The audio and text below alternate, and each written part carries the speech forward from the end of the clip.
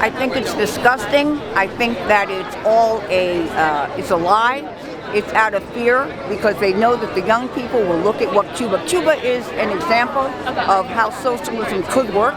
Even after 63 years of having a blockade and on its economic system, it still has survived. It created one of the best medical institutes around, free education, all of the things that our young people want and need, and that all people in the United States need.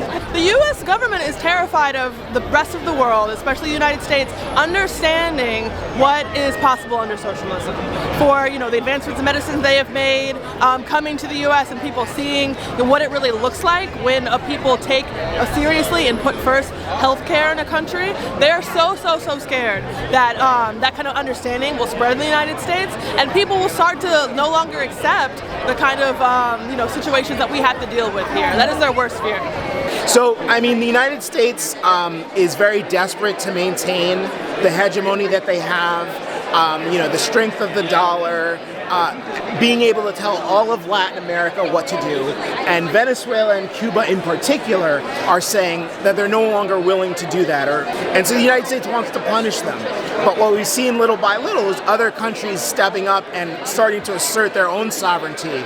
So much of the world's capital, the mega corporations, the ultra wealthy, they live in America. They identify as American, and so because of that, they feel that they don't have any responsibility to the international community or anything. They think that they're above the law of the international people.